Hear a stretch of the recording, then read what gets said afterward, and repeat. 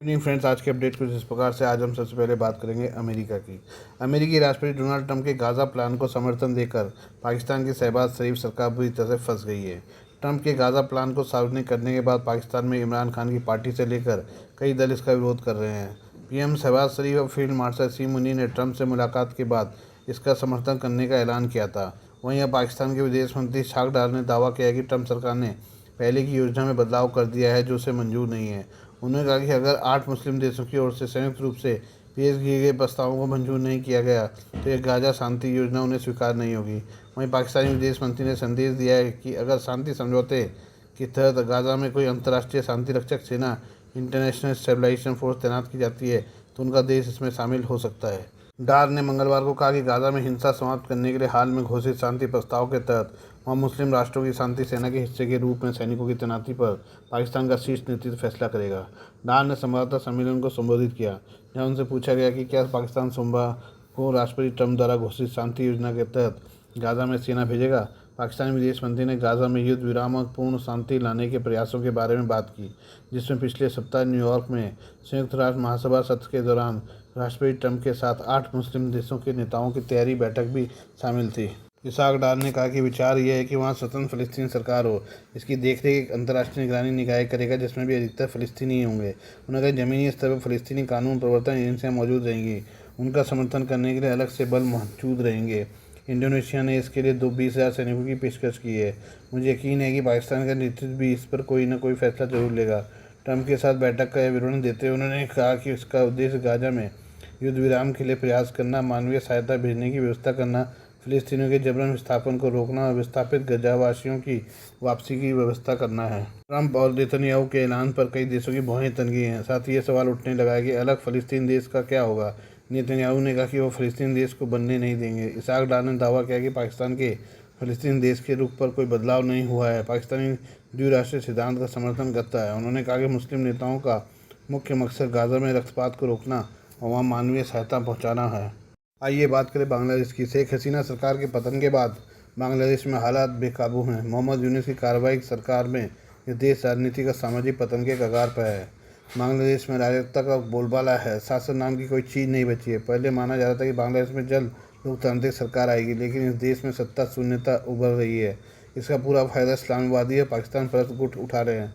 बांग्लादेश के वर्तमान हालात किसी धीमी गति से चलने वाले गृह युद्ध की तरह है, इसमें राजनीतिक हिंसा, संस्थागत पतन और सरकारी दमन सब शामिल है। नॉर्थ ईस्ट न्यूज़ की रिपोर्ट के अनुसार बांग्लादेश में संकट इतना गहरा गया कि इससे सिर्फ एक चुनाव से दूर नहीं किया जा सकता।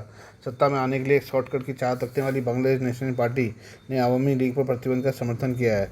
मोहम्मद यूनुस ने सिर्फ निजी दुश्मनों को साधने के लिए शेख हसीना के नेतृत्व वाली आवामी लीग पर प्रतिबंध लगाया हुआ है। हालांकि वे जानते हैं कि इस प्रतिबंधित पार्टी के पास 30% से अधिक वोट शेयर है। जातीय पार्टी जेपी को भी इसी तरह के खतरों का सामना करना पड़ रहा है। इन तीनों पार्टियों ने मिलकर 2008 में 87% वोट हासिल किए थे। उनके बहिष्कार से एक खतरनाक शून्य पैदा हो गया। इस शून्य में इस्लामी ताकतें, मुख्यतः जमात इस्लामी और नवगठित नेशनल सिटीजन पार्टी ने कदम रखा है। व्यापक जन समर्थन के अभाव में वे प्रशासनिक रूप से सशक्त हैं। अगर उन्हें मजबूरन चुनाव लड़ना पड़ा तो उनकी चुनाव रणनीति एक त्रिशंकु संसद बनाने की है। इससे सत्ता में आने की पुरजोर कोशिश कर रही बीएनपी कमज़ोर होगी और जमात का प्रभाव बढ़ेगा। इससे उनका अंतिम लक्ष्य बांग्लादेश को एक इस्लामी राज्य में बदलना पूरा हो सकता है। इस सुनियोजित सत्ता हथियाने ने एक ऐसा सामाजिक रणनीतिक संघर्ष छेड़ दिया है जो 1971 में बांग्लादेश की आज़ादी के बाद पहले कभी नहीं देखा गया। कोई भी गुट पीछे हटने को तैयार नहीं है, जिससे हिंसा का होना तय माना जा रहा है। इससे बांग्लादेश की शांति और स्थिरता को खतरा है। बांग्लादेश में मोहम्मद यूनुस के शासन में भारत के खिलाफ एक माहौल बनाया जा रहा है। सरकारी तौर पर यह साबित करने का प्रयास किया जा रहा है कि बांग्लादेश में जो कुछ भी हो रहा है उसके पीछे भारत का हाथ है। मोहम्मद यूनुस एक लोकतांत्रिक सरकार के मुखिया हैं जिसका अपना कोई आधार नहीं है। इसके बावजूद वो एक लोकतांत्रिक सरकार के जैसे देश की विदेश नीति पर फैसले ले रहे हैं। इसके पीछे उनका मकसद भारत पर दबाव डालकर शेख हसीना का प्रत्यर्पण कराना है, ताकि वह उन पर संगीन आरोप डालकर फांसी पर लटका सके। हालांकि भारत उनके दबाव में नहीं आ रहा है। ऐसे में बांग्लादेश का पूरा सिस्टम हर बात के लिए भारत को दोषी ठहराने पर तुला है। आइए बात करें रूसी तेल की। अमेरिका का एक दोस्त देश रूस से कच्चा तेल का एक उत्पाद खरीदने के मामले में पहले स्थान पर पहुंच गया है। पहले स्थान पर भारत का कब्जा था। ऐसे में अब भारत उस उत्पाद को खरीदने में दूसरे स्थान पर चला गया है। अब सवाल उठ रहा है कि क्या डोनाल्ड ट्रंप अपने इस दोस्त देश के खिलाफ भी टैरिफ लगाएंगे, जैसे कि उन्होंने भारत के खिलाफ किया है। ट्रंप ने रूसी तेल खरीदने को लेकर भारत पर 25% का अतिरिक्त टैरिफ लगाया है। हालांकि विशेषज्ञों का मानना है कि ट्रंप के लिए अपने इस दोस्त के खिलाफ रूसी तेल आयात को लेकर टैरिफ लगाना भारी पड़ सकता है। ताइवान बना सबसे बड़ा आयातक। वर्तमान में ताइवान रूसी कच्चे तेल का सबसे बड़ा आयातक है। यह देश चीनी कूटनीतिक और सैन्य दबाव के विरुद्ध एशिया में अमेरिका का सबसे प्रभावी गढ़ है। ताइवान सेमीकंडक्टर इंडस्ट्री में इस्तेमाल होने वाले पेट्रोलियम के अलग रूप रूसी नेफ्ता का दुनिया का सबसे बड़ा आयातक बना है। ताइवान खुद को यूक्रेन का सहयोगी कहता है और 2023 में युद्ध शुरू होने के बाद रूस के खिलाफ पश्चिमी प्रतिबंधों में शामिल होने वाले देशों में से एक था। द गार्जियन की एक रिपोर्ट के अनुसार ताइवान ने 2025 की पहली छमाही में $1.3 बिलियन मूल्य का रूसी नेफ्ता आयात किया। रिपोर्ट के अनुसार ताइवान का रूसी कच्चे तेल उत्पाद का मासिक आयात 2022 के औसत से लगभग 6 गुना अधिक स्तर पर पहुंच गया है। रिपोर्ट में कहा गया है कि 2024 की पहली छमाही की तुलना में आयात में 44% की वृद्धि हुई है।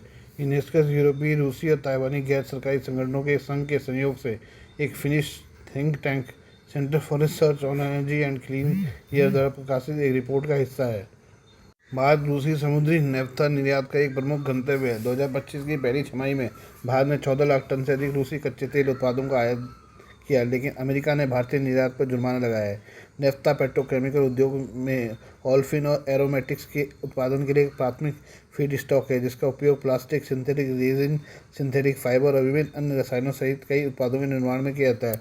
इसका उपयोग सेमीकंडक्टर उद्योग के लिए रसायन बनाने में भी किया जाता है। युद्ध की शुरुआत से ही ताइपे यूक्रेन के प्रति अपना समर्थन दोहराता रहा है और मॉस्को के खिलाफ अंतर्राष्ट्रीय प्रतिबंधों में शामिल हो गया। रविवार को ताइवान के विदेश मंत्री लिन चिया-लुंग ने रूसी आक्रमण से प्रभावित यूक्रेनी बच्चों की सहायता के लिए पोलैंड में एक समझौते पर हस्ताक्षर किए। इस द्वीपीय राष्ट्र ने अपने उच्च तकनीकी उपकरणों को रूसी सेना द्वारा इस्तेमाल होने से रोकने के लिए निर्यात नियंत्रण लगा दिया है। हालांकि वह अरबों डॉलर मूल्य के सस्ते कच्चे तेल की खरीद जारी रखे हुए है। बात करें अमेरिका का शांति समझौता प्लान। अमेरिकी राष्ट्रपति डोनाल्ड ट्रंप ने गाजा में शांति स्थापित करने के लिए 20 बिंदुओं का प्रस्ताव जारी किया है। अगले दिन उन्होंने हमास को चेतावनी देते हुए कहा कि आपके पास 3-4 दिन का वक्त है, वरना परिणाम दुखद होंगे। गाजा में युद्ध समाप्त करने की ट्रंप की इस योजना का प्रधानमंत्री मोदी समेत दुनिया भर के कई देशों ने स्वागत किया है। दूसरी ओर हमास इस पर प्रतिक्रिया देने से पहले पूरे मामले पर विचार कर रहा है। ट्रंप के प्रस्ताव पर अमल होता है तो इजराइल और हमास के बीच युद्ध विराम के 72 घंटे में सभी जीवित और मृत बंधकों को छोड़ना होगा। अमेरिका ने संयुक्त राष्ट्र महासभा के सत्र के दौरान 20 सूत्री शांति प्रस्ताव कुछ अरब देशों के साथ साझा किया है। अमेरिकी राष्ट्रपति डोनाल्ड ट्रंप और इजराइल के प्रधानमंत्री बेंजामिन नेतन्याहू ने सोमवार को कहा कि वे गाजा में युद्ध समाप्त करने की योजना पर सहमत हो गए हैं, लेकिन स्पष्ट नहीं है कि हमास इन शर्तों को स्वीकार करेगा या नहीं। ट्रंप ने इजराइल हमास युद्ध को समाप्त करने और युद्धग्रस्त फिलिस्तीनी क्षेत्र में युद्ध के बाद शासन स्थापित करने के लिए 20 सूत्री योजना पेश की है। ट्रंप की योजना के तहत एक अस्थायी शासन बोर्ड की स्थापना की जाएगी, जिसके अध्यक्ष ट्रंप होंगे और जिसमें पूर्व ब्रिटिश प्रधानमंत्री टोनी ब्लेयर भी शामिल होंगे। इस योजना में लोगों को गाजा छोड़ने की आवश्यकता नहीं है और अगर दोनों पक्ष इसे स्वीकार करते हैं तो युद्ध तुरंत समाप्त हो जाएगा। इसमें यह भी कहा गया कि युद्ध खत्म होने के 72 घंटे के भीतर सभी बंधकों को रिहा कर दिया जाएगा। ट्रंप से कहा कि अगर हमास इस प्रस्ताव को स्वीकार नहीं करता है तो हमास को हराने के लिए अमेरिका पूरी तरह से इजराइल का समर्थन करेगा। क्या है यह ट्रंप द्वारा प्रस्तावित 20 सूत्री शांति समझौता? पहला, गाजा को आतंक मुक्त क्षेत्र बनाया जाएगा ताकि वह पड़ोसी देशों के लिए कोई खतरा न बने। दूसरा, गाजा का पुनर्निर्माण और विकास का कार्य शुरू होगा, जिससे वहां के लोगों का जीवन बेहतर हो। तीसरा, जैसे ही दोनों पक्ष इस योजना को स्वीकार करेंगे, इजराइल तुरंत सैन्य अभियान रोक देगा और चरणबद्ध तरीके से गाजा से सेना हटाएगा। चौथा, इजराइल के सार्वजनिक रूप से योजना स्वीकार करने के 72 घंटे के भीतर सभी बंधकों को रिहा किया जाएगा। पांचवा, बंधकों की रिहाई के बाद इजराइल अपने यहाँ आजीवन कारावास की सजा पाए 250 फिलिस्तीनी कैदियों को रिहा करेगा। इसके अलावा 7 अक्टूबर 2023 में हमास के हमले के बाद हिरासत में लिए गए 1700 गाजा वासियों की भी रिहाई होगी।